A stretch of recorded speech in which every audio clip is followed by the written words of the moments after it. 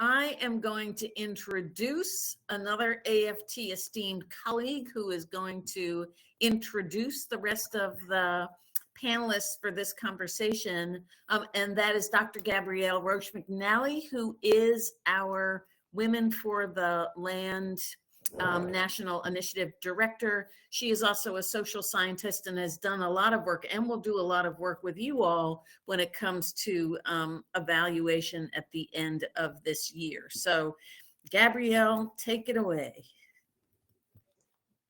Thanks, Chris, and thanks, Beth. Nice to be here and nice to virtually be with all of you in this room. And Gabrielle? Uh-oh, can you hear me? Oh, yes, we can. Sorry. Okay.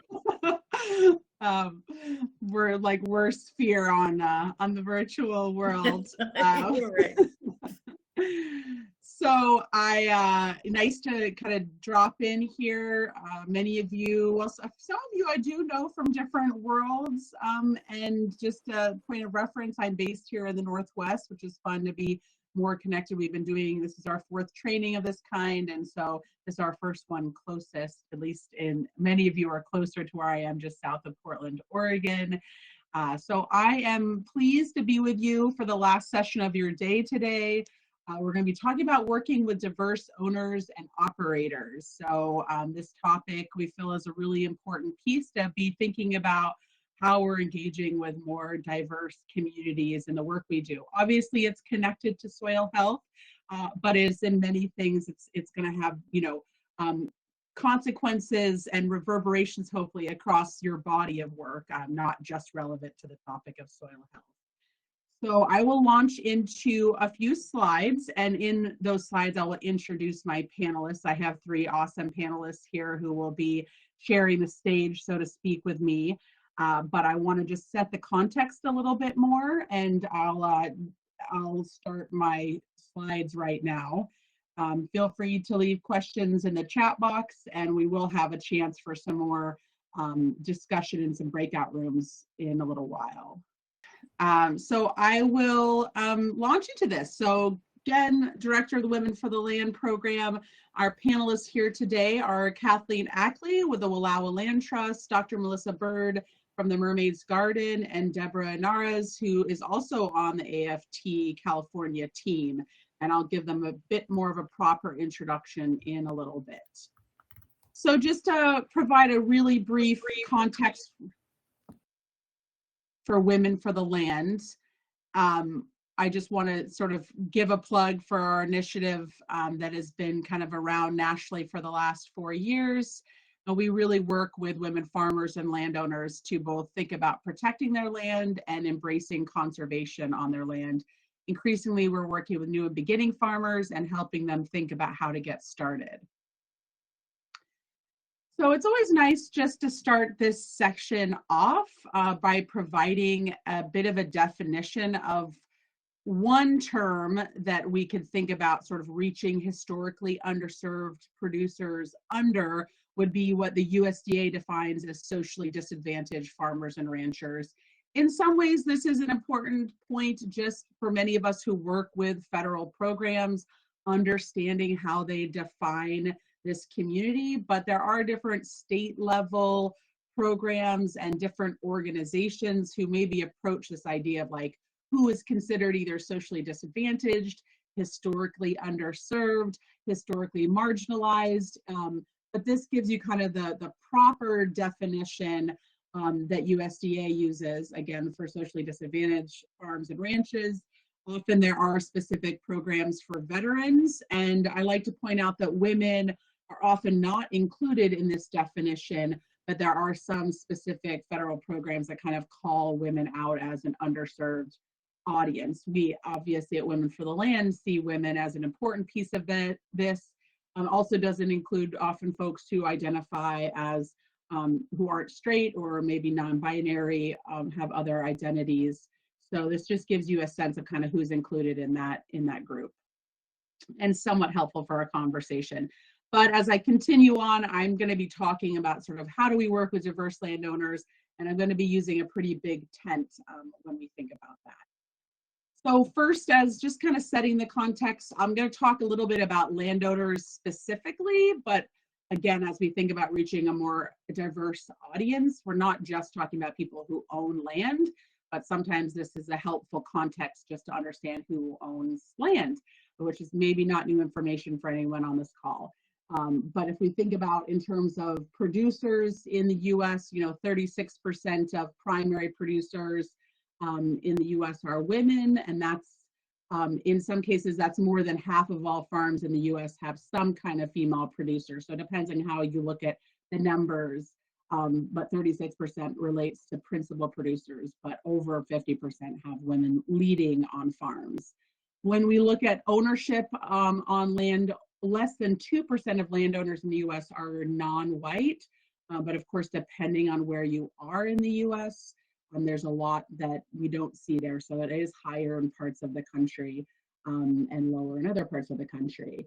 But when we look to the future, where we think this sort of next generation of farmers will be, we know it will be a more diverse audience and more female. So work that the Economic Research Service has done is looking at sort of that next generation of farmer. It tends to be more women-led and more farmers of color-led. And as much of the work that AFT has been doing, we know that 40% of farmland is expected to change hand in the coming decades. So that means that we know this group who wants to get on farmland or who is already on farmland is going to be more diverse. And then I like to just bring in this point about non-operating landowners, particularly for many of you who are working in sort of the land trust space. Many of you are working with folks who might be considered non-operating landowners. And when we think about the landscape of agricultural land, 40% of that land is owned by these non-operating landlords who tend to rent out the management of their land to operators. And 40% of that group are women. And then when we think about women in agriculture more specifically, you're not seeing, there we go. Just a few more statistics that might be helpful to set the context. Nearly half of all ASAP/AL easements are held by women or women-run organizations. That was from the years of 2014 to 2019. Women primary producers, when we look at that group, it represents greater racial and ethnic diversity when we compare that to male primary producers who tend to be skewed more heavily towards being white producers. And then, when we think about some of the challenges that women in agriculture face, recent studies, both this and actually another more recent study, are looking at just how unequal in terms of pay and income agriculture still is, both along race and gender lines. And one quote or one statistic that we use is that women-run farms on average, they're operating smaller farms, but they're also earning 40% less farm income. And then when you look at some different studies, it's actually quite a bit higher in terms of what women are actually taking home. So just something to point out about just how unequal this field still is. And then, I always like to point out that issues around care, particularly child care, is something that really hinders women's ability to advance their skills in agriculture or grow their businesses. And child care is a main one, but also elder care is also a critical piece here as well. So just to point out a couple things on non-operating landowners, just because it's an audience that we've worked with a lot at AFT. We did a massive multi-state survey looking at non-operating landowners, again, who own nearly 50% of farmland in the US. And what we found in a really great way is that many of them have high levels of trust in their farm operators. They're willing to make changes to support conservation, and they want to keep farmland and farming. So they care about things related to the topic of this training. They care about soil health. They care about conservation more broadly, and they want to keep their land in farms for perpetuity. But we know that this audience sometimes is underserved and underrepresented in terms of some of the outreach that we do. And then just a couple of things to think about in terms both of farmers and you could say landowners of color as well. There's that overlap. But just thinking about, the fact that discrimination is still happening, both in explicit and implicit ways. One of the largest civil rights suits ever paid out was based on this Pigford versus Glickman decision around discrimination that farmers of color were facing with the USDA. Many things have improved, but we know farmers are still facing barriers just getting their farm and tract numbers. Just had a call with Farm Service Agency collaborators this week about challenges that farmers of color we work with in North Carolina and Virginia are struggling to get access to some of those resources. We also know there are all these structural barriers to accessing and owning land, and perhaps that's the point that is maybe of most salience to this audience is just how few people of color own land, and there are real reasons for that. This historical kind of centuries of dispossession, particularly for Indigenous and Black communities, have led very much so to the state of affairs with very few pieces of land still owned by these communities. And things like heirs property or kind of fractionated land ownership rights continue to threaten that land. So if anything, the thing I'd love for you to take away from that slide is just how important it is to be working with underserved communities, particularly those that still own land, manage land, to keep that land in farming, because we know how threatened it continues to be. And one note here before I move into talking about my wonderful panelists is just this idea around sort of the land loss, but also land back. So we know this history of land loss, and it's not just relevant to African American and Native American communities, but those are the two I call out particularly in this slide, but just how much land has been lost. And there are organizations, including land trusts and others working in this space to think about land back and reparations. What does it mean to return land to communities who have lost their land over centuries of dispossession? So encourage folks to dive into more of those resources as you are interested. So really that's the only amount of kind of setting the context I want to do, just a few things and points of context that kind of help guide us in our conversation. So I'm going to briefly introduce our panelists, and then I'm going to let them do a much more proper job of introducing themselves because I think they can speak better for themselves. And then I have a series of questions I'll ask them, and then a chance for us all to do some breakouts. So first we'll have Kathleen Ackley, who's joining us from the Wallowa Land Trust. I won't read you this entire bio, but I encourage you to look at these slides later. She is the first executive director at the Wallowa Land Trust, which if folks don't know, that's in northeastern Oregon, a beautiful part of the country. Previously was at the Capitol Land Trust in Olympia, Washington. Some folks on this call might know Kathleen. And she is going to be sharing some really exciting work that they're doing in the Wallowas. Dr. Melissa Bird is joining us. She's just my neighbor in Corvallis, at least locally. She's a descendant of the Shivwits Band of Paiutes. We also realized we had Utah connections with one another. She has done so much work kind of as a preacher and author and life coach, but the piece that she's really going to be sharing with you all here today is her work with her husband to build their dream of farming and some of the challenges that they've faced to make that a reality for their family and their community. And then Deborah Nares, who is our California Senior Manager. Some of you may also know her through your intersections. Prior to her work here at AFT, working for decades of providing technical assistant and nonprofit management experience. And she's worked predominantly with the Latino farming community in the Central Coast of California. And she has a really unique perspective sharing her work, much of which really aligns well with all of the work that we're doing around soil health and managing for soil health as part of this particular training. So I'm so excited to have the three of them here because I think they provide unique perspectives on this topic. So I will just share with you really quickly kind of my first set of guiding questions, and then I'm actually going to stop sharing my screen and let Kathleen jump on first. But just to give you all a sense of kind of the question that I ask folks to ponder as part of this first introduction is, I want them to share a little bit about themselves, give a little broader introduction as they see fit, and then a little bit about the work that they're doing on the land, or for Melissa at least, who's kind of working to build her dream on the land, and for the rest of us, how we're connecting others to the land. And then we'll dive into some more topics. So I'm going to stop sharing. And I will pass it to Kathleen. So yes, my name is Kathleen Ackley. I am in Northeast Oregon with Wallowa Land Trust. We are a relatively small nonprofit land trust based out of Enterprise, Oregon. And here's our mission statement, which is to protect the rural nature of Wallowa County by working cooperatively with private landowners, Indigenous people, local communities, and governmental entities to conserve land. And we are one of the few land trusts that explicitly states working with Indigenous people as part of our mission statement.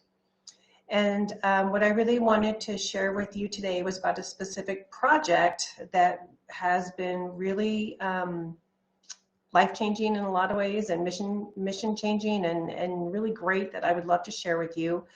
And that is kind of started a couple years ago when we wanted to really make sure that we were honoring that part of our mission about working with Indigenous people.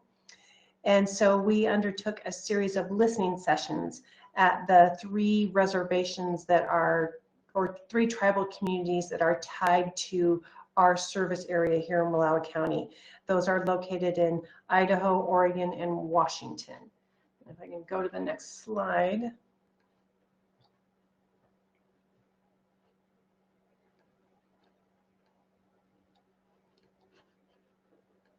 Go there. Okay.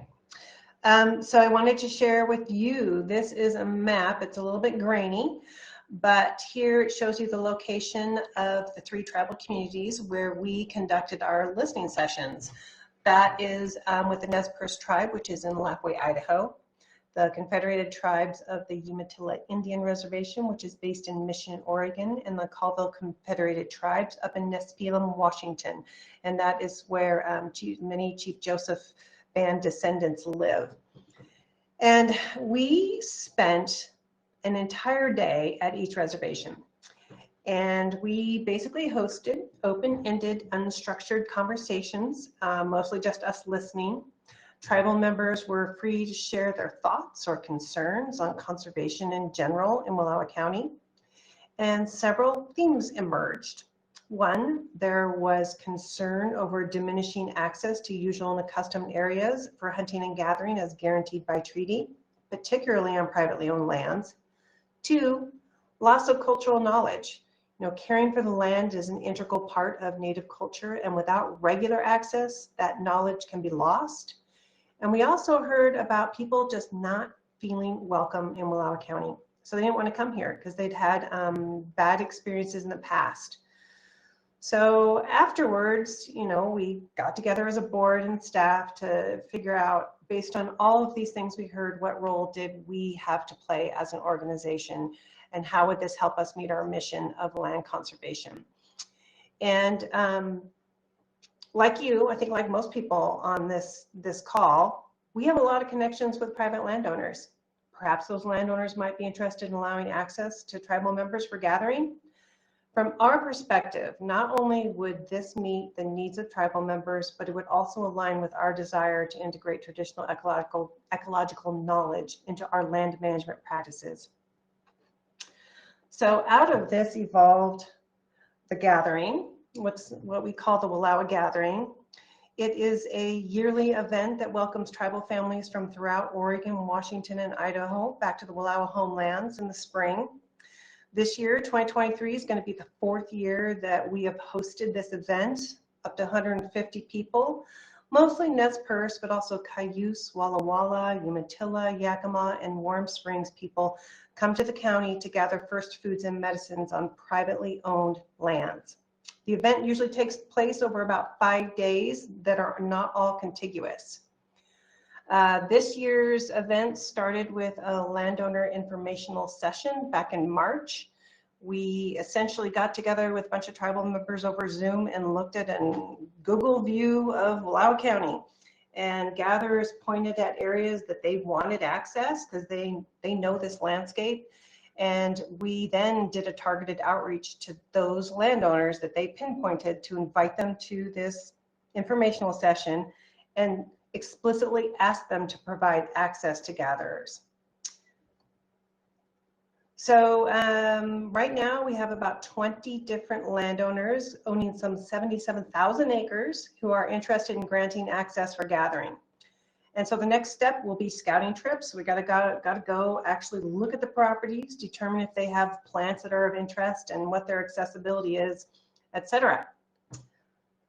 So May 21st is going to be kind of the big kickoff. That's going to be the root feast that is in the Longhouse in Wallowa. This is a ceremony to honor the roots and bless the land for gathering.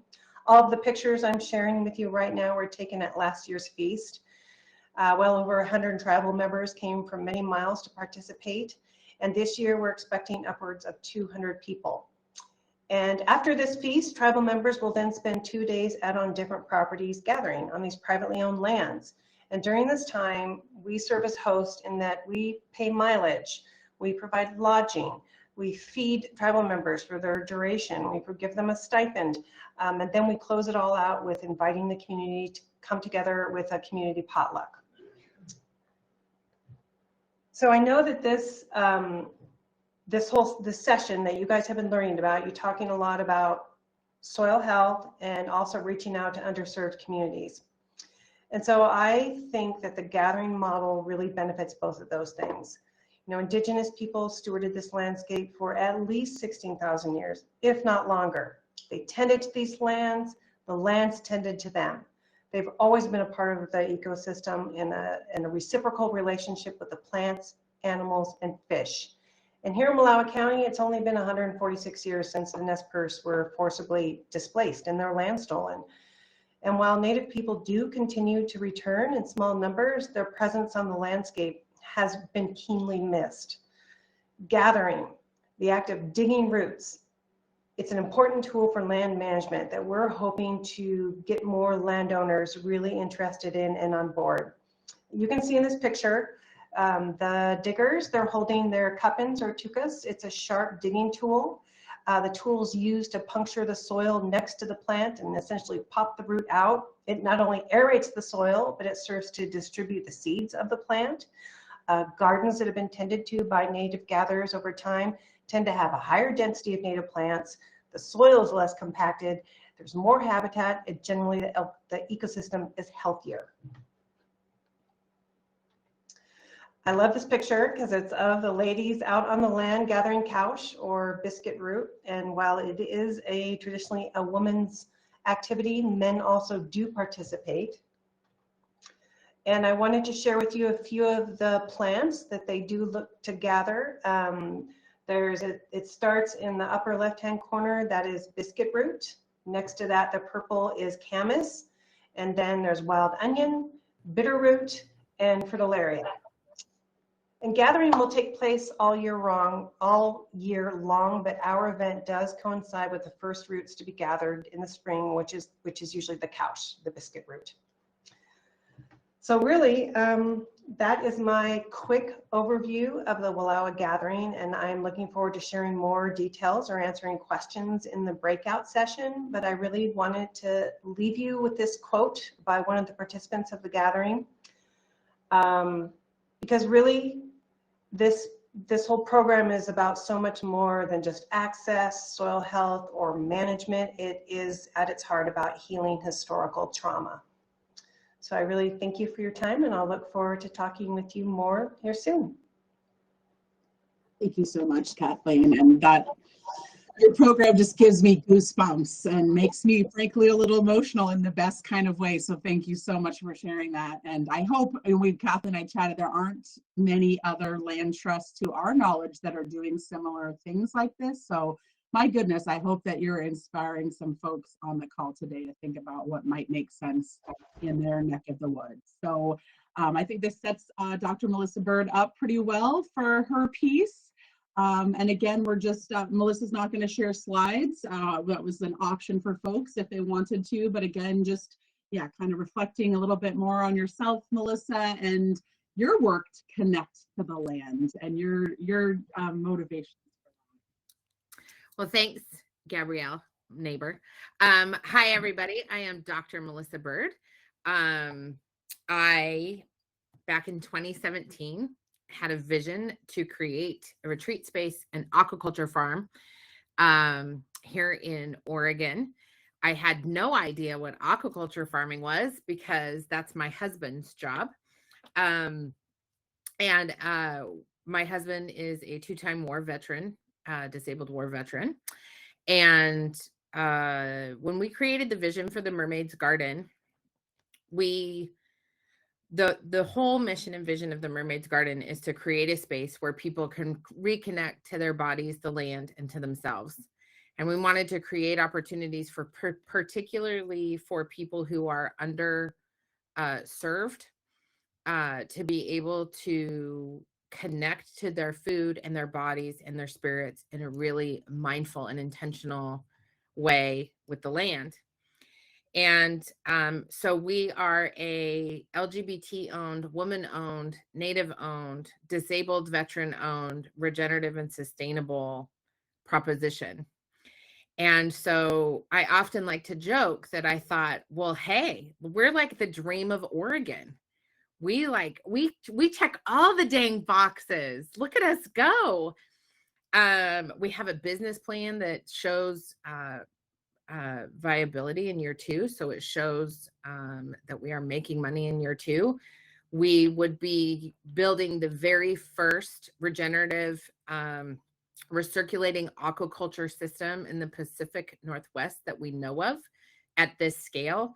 We are going to be growing hybrid striped bass in tanks inside what can only be described as a gigantic pole barn. And then the water and the effluents that's full of all that really beautiful, amazing fish poop and fish scales and fish fertilizer magic would go back onto the farm into a hydroponic system. And the goal is to create research around whether or not the plants can clean the system and we can give the water back to the fish. And so the vision for the Mermaid's Garden is to create opportunities for particularly for students in agriculture at Oregon State University and other surrounding universities who are first generation Black, Indigenous, people of color students who don't have opportunities to do regenerative and sustainable research on farms because they don't have access to the land. So part of our mission and our vision is to create community around people being able to have access to do research on promoting soil health, promoting regenerative and sustainable farming practices, where we are really creating opportunities for everybody to come together and engage in those projects. And because I am a healer and a life coach and a public speaker, also providing opportunities for people to come and do retreats. Our entire vision is to build a space using universal design. So we're taking the Americans for Disabilities Act one step further and using universal design so that everybody, regardless of ability, will be able to come to a retreat, to the farm, would be able to participate in a healing practice, regardless of who they are and what their background is. And our entire operation is based also on the rule of radical welcome, so that everybody is welcome at the table. One of the things that has been really fascinating, which is how I got connected to Gabby and her team, is and I thought I was really hallucinating, if you want to know the truth. Like, I couldn't quite believe I was hearing the things I was hearing when we started this endeavor. A lot of people are talking about how we need to regionalize our food, especially with the COVID pandemic. And here we have this incredible financially solvent proposition to expand rural economic development, farming, protecting ag land, soil health, all the things. And we cannot get a loan. I have faced rabid discrimination based on the fact that I am a woman and I am a Native woman, and I did not think it was real. And what started to happen, which is really, I think, why this conversation is so critically important, what started to happen is I would tell some of my friends what I was experiencing, and they'd be like, well, I don't understand why you can't get veterans in ag money, or I don't understand why you can't just go get a commercial loan, or I don't understand why you can't just do this. And then I would talk to my friends who are people of color, you know, my Indigenous friends, my Black friends, my Hispanic friends, and I would say, hey, this is what's happening to us. And they'd be like, oh yeah, sure. Like, why wouldn't that be happening to you? And I think what I really love about our story, and what I really hope people start to understand, is that we can talk about helping our planet all day long, but we refuse to put financial resources into making that a reality. And until we start talking about the gatekeeping and the financial resources that are really real and experienced by people like us, we're not going to change the face of farming in the United States of America. And I think this is a critical conversation. We have been told by bankers, by angel investors, by funders, why don't you just become a nonprofit? And my response to that is always, why can't we be a corporation that does good work? Why don't you crowdfund? I crowdfunded $200K out the gate in 2020. Some of that crowdfund was personal loans that we're paying back even though we're not operational. Land, since 2020, here we are 3 years later in 2023, the price of land has completely shifted.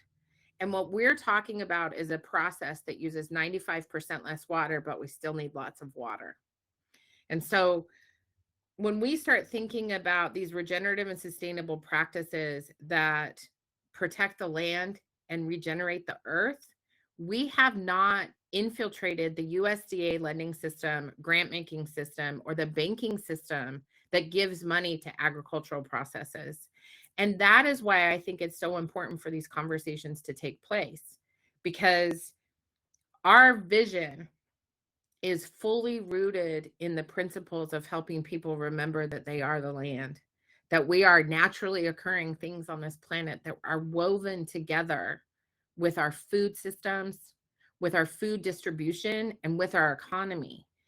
And when people like me and like us get told, that's a mighty ambitious project for someone like you, and yes, 3 different bankers from 3 different banks have looked me dead in the face and said that to me in one way or another, it gets really frustrating to want to continue to pursue these projects, particularly when we go to places that are supposed to have money to give to projects like ours, because it's so difficult to get a loan, particularly because we don't have generational wealth. What I think is really incredible about what Kathleen was talking about earlier is when you start talking about Indigenous folks and other people of color, we have not been allowed, literally, in some cases as an act of genocide, to build capital wealth. So the expectation that we should be able to just go in and make that happen is asinine. And I really hope that as you walk away from all of these conversations that you've been having and that you are having, that when you think about promoting soil health, you think about it in a more expansive way of also thinking about how are you promoting the health of the soil for banks and for land and for food and for people, because that is actually a connected web. And I was reminded, I got interviewed by a reporter who is doing interviewing women who are trying to go into agriculture from all over the world. And she's interviewing women in the United States because of how complicated and difficult it is for us to procure land in the United States and own it. And not just own it, but own it to steward it and then give it back.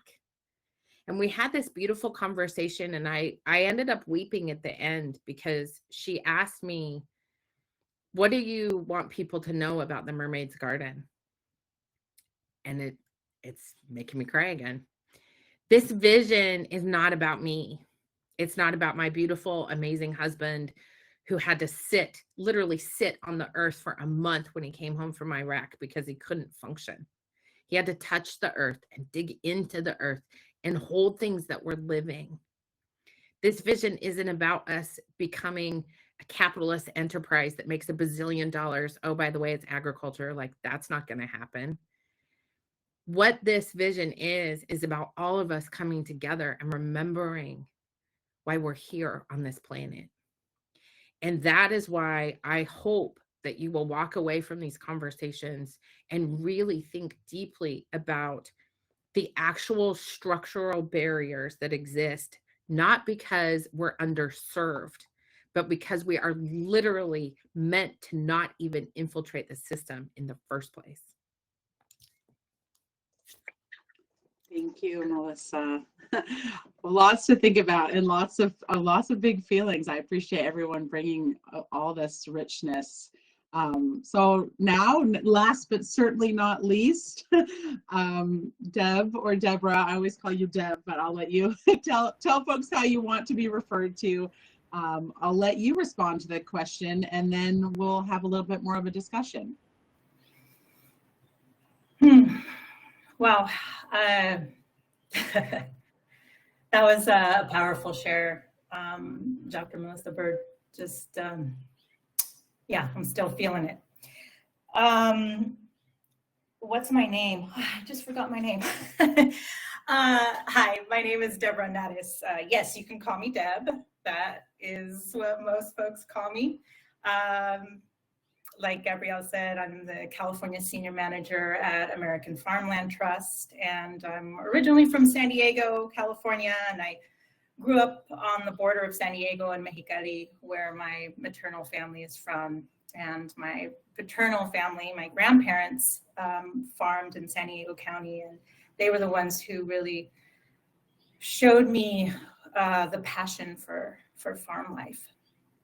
But, you know, today I'm, as the California Senior Manager at AFT, this means I manage some amazing programs, such as the Farmers for a New Generation program that aims to support farmers and ranchers to gain access to land, to steward it well, and to be viable farm businesses. So this is done through research and training and partnerships with farmers and landowners and educators and policymakers and on and on.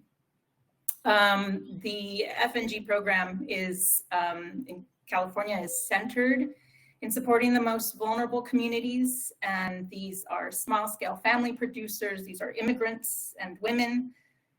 Many folks don't speak English. Many have do not have secure land tenure or immigration status, and often lack sufficient capital for and markets and technical assistance. So, but for the first half of my career, I can share that I worked at 2 different resource conservation districts on the central coast of California. I did a lot of implementation of conservation practices, working boots on the ground with farmers and landowners, doing soil and water management, habitat restoration on farms, to some water quality outreach work. And in the most recent years of my career, I've been concentrating on access to land, capital, and business acumen. And as a farm business advisor, and now currently in my role as manager at AFT. All of this has been done, all this work I have centered in with the Latino farming community, since they are predominantly the ones who farm the most degraded and erosive soils, and are the ones who lack that technical assistance, that financial assistance. And they can't access it either for language or immigration status barriers or other racially biased barriers that Dr. Bird has shared. So that's where I gravitate to, is where the need is greatest and the impact is most tangible. So during this time, working in conservation, I've had the opportunity to work with a handful of local land trusts in the central coast of California that held titles on working farms. So as in my role as a technical service provider, I would help facilitate, for example, farm-friendly contract languages on their leases with farmers and landowners, to help those suite of conservation practices be implemented and have the most net impact for both parties. And what led me to do land access work is that I started to see, and this is probably nothing new to any of you in the room here. This is probably stating quite the obvious, but I started to see how difficult it was to implement and invest in soil health practices and plant hedgerows or invest in efficient irrigation systems when farmers didn't have land security. They didn't have leases in many instances, or some would be, for example, there's grower shipper companies would be working with grower shipper companies that would pull them from one farm to the next from year to year or every couple of years. And so that lack of tenure is prohibitive, right, to that investment of those practices. Those who did have leases would be short-term or no leases at all, so what we call handshake deals.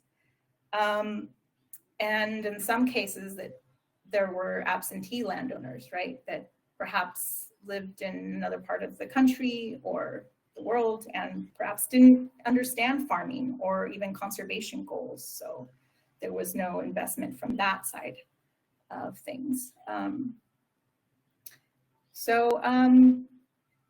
Maybe I'll just stop there and we can go on to the next phase of questions. I know you have it, Gabrielle. Thanks, Deborah. Thank you, everyone. I love all of your perspectives and just unique experiences that really, I think, give life to some of the statistics I was trying to kind of illustrate at the start of our talk here today.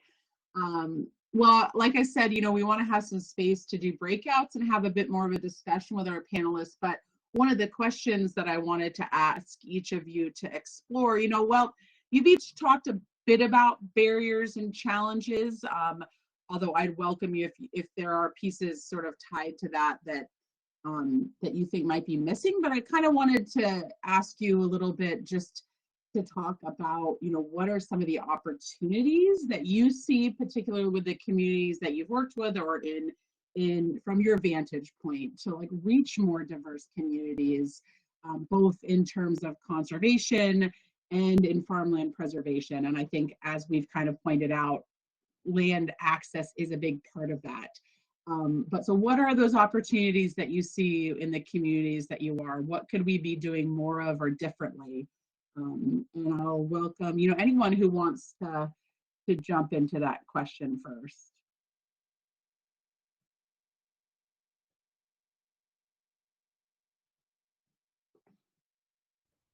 I can go. Go for it. I think one of the biggest opportunities is that we have to talk about this rule that you have to have 3 years of farming experience to get a loan or qualify for anything with the USDA. And Deborah, I think you touched on this a little bit, talking about applications and all those things being more accessible. But this 3-year land requirement, if you're a veteran, you get a year knocked off, basically. But most people who want to go into farming who didn't grow up on a farm and aren't these generational farmers don't have that experience, particularly if they are veterans. So veterans don't necessarily grow up on farms and then join the military and then go back into farming. And so I feel like that 3-year farm management experience rule is actually a really big, huge opportunity for those of us who are actively advocating for protecting agricultural land, for us to start pushing back on our elected officials who represent us, but also on lenders and funders, to talk to them about how racist and sexist and restrictive that requirement is. Like, there's a million different ways you can help someone get farm experience that doesn't require they be a manager to get a grant or a loan. And I think that's a huge opportunity for advocacy, for us to really be able to engage in that conversation on a nationwide level. big call to action there. Melissa, thank you. What other opportunities? Kathleen, I don't know if you want to reflect any more about, you all have sort of taken this beautiful act on the land that you're working with. What, is there a future to that work where it moves beyond what you're currently doing, or how do you see that work continuing to evolve, kind of reaching both Indigenous communities or maybe other historically underserved communities in your region? Well, ultimately, we don't want the land trust to be involved. I mean, ultimately, we're creating opportunities for tribes and Indigenous people to make those connections with landowners. We're just facilitating it happening so that it can happen outside of us being involved. But that said, the barriers to access are big. That is why we tell people we pay all the mileage. We make sure that they have lodging, we food, so that all of those traditional barriers are reduced. Folks who are up in Nespelem, it's like a 7-hour drive. And so trying to make it possible for them is one thing, like explaining to funders. It's like, we need money to just buy hotel rooms. We need money just to pay them the IRS mileage reimbursement rate. But ultimately, we would like to see those relationships sustained independent of the land trust. And I think a shift in thinking by these landowners about, one, what does it mean to manage their land and to welcome and integrate and allow Native people to do their traditional activities, and see that as a management tool or as something that actually helps the land. I'd like to see the word gardening or farming thought of differently when it comes through that Indigenous lens. It is a long process though. And every single year we learn a ton, we adjust. We're constantly changing things. I mean, we're only on our 4th year. It just keeps getting bigger and bigger every year, but it is a rewarding thing to be a part of. I can certainly say that. Thank you. And yeah, Deborah, if you want to reflect a little bit more, you were talking about sort of the Latino communities that you've been working with in California, and some of the sort of working these most degraded lands and knowing how difficult it is to access land or even have secure tenure if that's through, a lease situation as well, or a handshake agreement. What are some more of the opportunities, to engage these communities in this work? Where do you see that happening? Yeah, thank you. I think, what Dr. Melissa Birdwood is saying about the barriers to accessing capital and those requirements is real.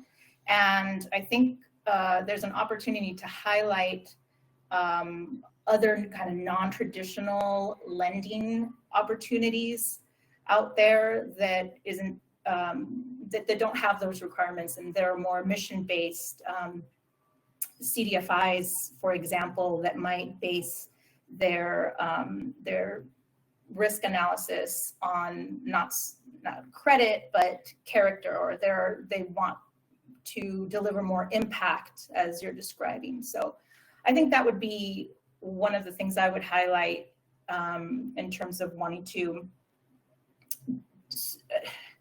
bridge that gap in terms of the capital access. But I think there's also and that's mainly speaking to small scale family operations, right? Let's just say that. But in the context of like land trusts working with larger operations, for example, that have ranch managers, typically Latino, at least in California. I know that's not the case in all parts of the country, but nevertheless, it's also underrepresented communities of color that hold those positions. I think there's a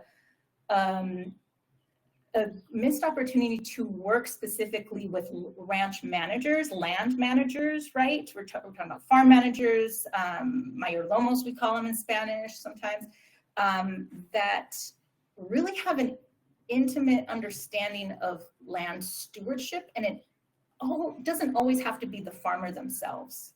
And again, this is for more larger farming operations, and I don't want to exclude that as a way of getting some of these access issues talked about, right? Because there's certainly a place for some of these larger operations to have. And I think in any of, no matter how we slice it, I think at the core is how we steward relationships, whether that's we're doing one-on-one technical assistance work or through partnerships, and investing in those relationships, as we saw Kathleen describe, that are truly reciprocal if we're trying to create impact in the way we're leaning in and listening to the needs on the ground, and also compensating folks. I think that's a really great point that Kathleen, you made, that the compensation for time should always be, farmers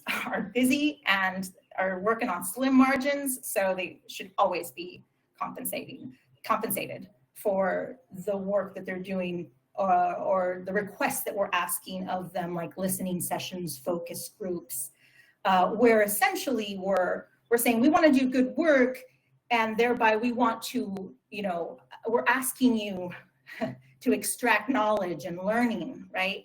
And so if you're looking at it like that, maybe think of it in terms of the way you would pay a consultant for their time and investment and expertise, because that's what we're talking about here, is expertise in the subject in which you're talking, that you want to gain inroads to.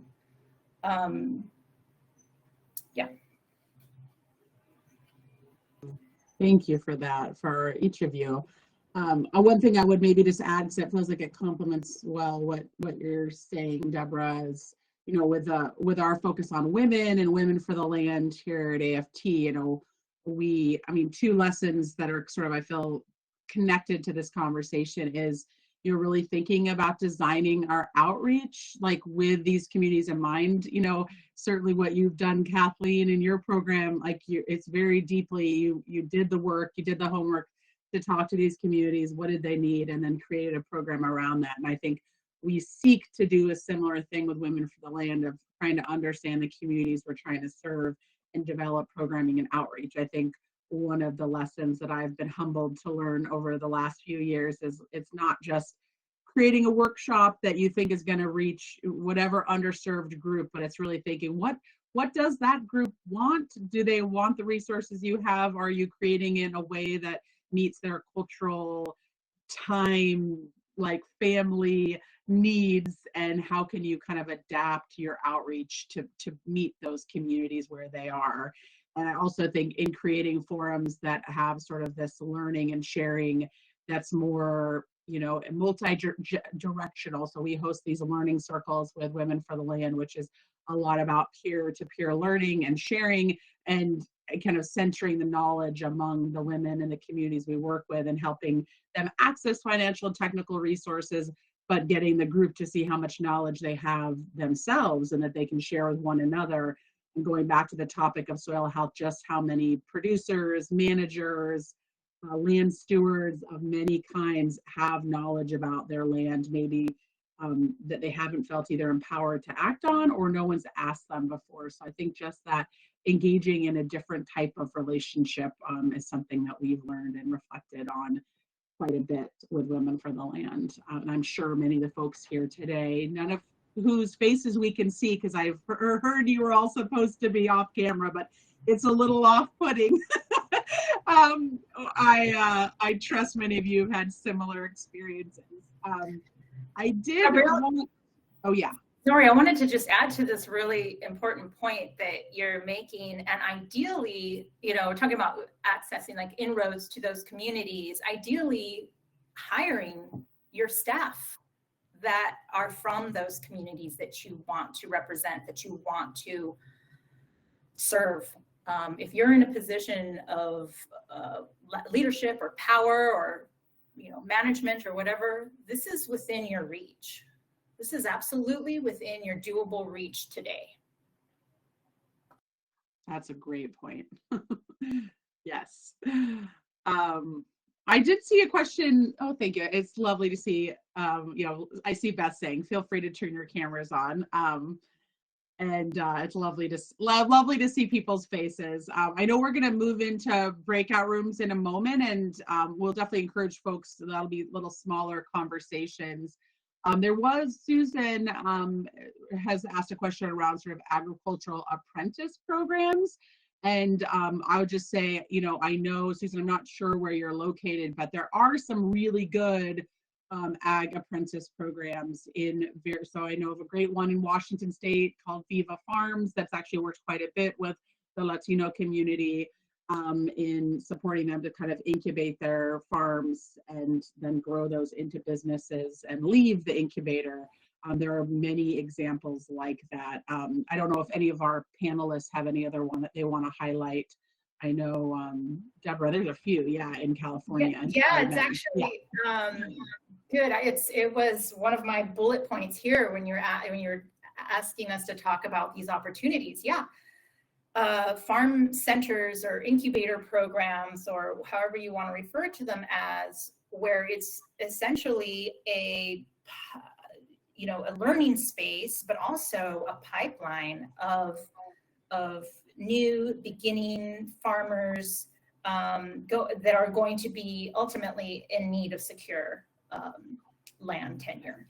And I have worked in the past and worked for and now with ALBA, the Agricultural and Land-Based Training Association located in Salinas.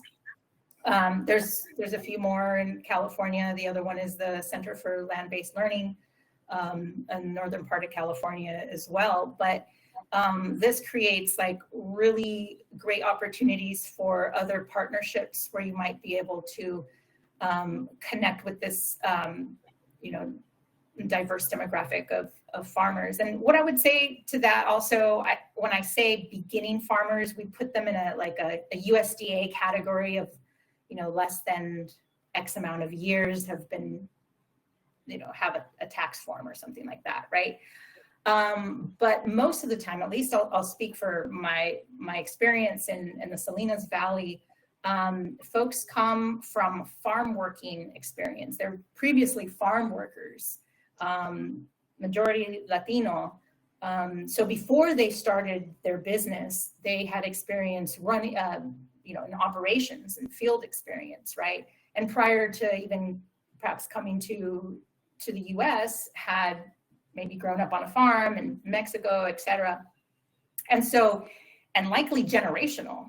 So that to me doesn't sound very beginning. It sounds very, again, the word expertise should be really highlighted here. There is expertise there that needs to be considered, even if they're on year one of their formal business.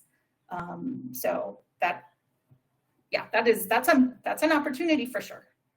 It'd be nice to just briefly reflect if there's anything that folks want to, reflect on. I thought I would just ask our facilitators for each of the sessions to highlight one or two things from their groups. I can go first. I think there were lots of really beginning stage work happening in our breakout, but really, really exciting work. I think the things that stuck out to me was that folks rethinking a little bit about what their model is and how to do the work to reach more historically underserved, many of them reflecting on having worked predominantly with white landowners, white male-dominated systems, and like having to think differently about getting a maybe new generation on the land. So some conversations about buy, protect, sale, thinking about more collaborative co-ownership and sort of management of land with cooperatives, creating a different kind of who's that next group to take over land stewardship.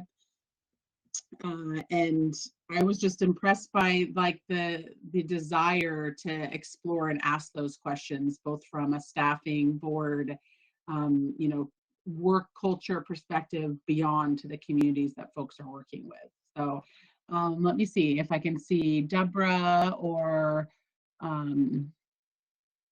Dr. Bird. I can't see anyone on my screen right now, but I think it's just my view. I can totally talk about. Jump in. I think the biggest thing that we talked about, number one, was how to build relationships with Indigenous folks and ideas about that. And one of the things I said was almost every affiliation has, like, the first thing I said was, remember that everybody is a sovereign nation.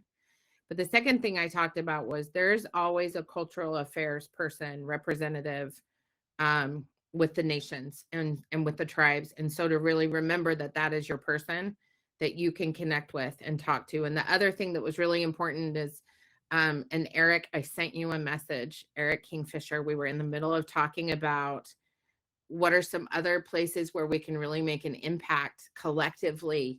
And I am telling you all, the low-hanging fruit is somehow figuring out that ridiculous 3-year management rule, because it's about management, and that is ridiculous. And I think that is the lowest hanging place where, I mean, there's 80 people on this, in this training, or 41 now or something, but they're like, y'all, that is the place.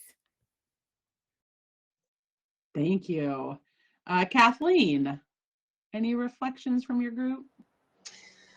You know, one thing that was brought up was this term underserved landowners that are part of underserved communities. The point is, generally speaking, underserved communities don't own land in a lot of areas. So we talked about that a bit. We talked about the bureaucratic, we're reflecting on what Melissa was just saying, the bureaucratic nightmare of like FSA, or even, you know, being able to access federal funds. And then we also touched on the own makeup of your own organization and how it reflects the communities that you want to work with. So like, what does your mission statement say? Who's on your staff, who's on your board, and how does that reflect back into communities that you want to reach out to or have an impact with? Those are kind of the main things. And anybody else in that group who wanted to throw anything in there, so go right ahead.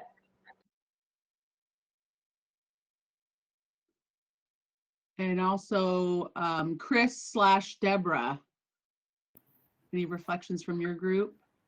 Yeah, in our group, I think we really span the the gamut of, like, we're kind of all over the spectrum in terms of shared stories that are serving communities or are about to embark in specific models or projects that are, to those who just there's no diversity in ownership, in land ownership, and everything in between. But I think in all of that, what I heard, if I'm not mistaken, is there's still a lack of relationships either in-house with those communities you want to serve, or in partnership with through other organizations that you want to serve. And I think this, again, just circles back to the need of, like, who are we prioritizing when we talk about land access and partnerships, and where our programs are really centered.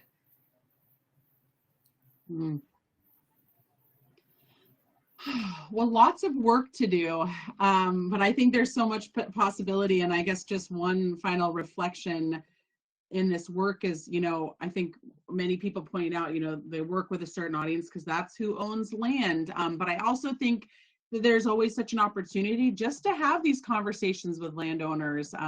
You know, I don't think in all cases are people going to give land back or think about reparations in a certain way, but we also, I think so many landowners care about the long-term preservation and stewardship of their land, and some of them want to be asking questions about supporting a next generation, a more diverse generation, to have access to that land. So even wherever we're working, there are really powerful conversations to be had.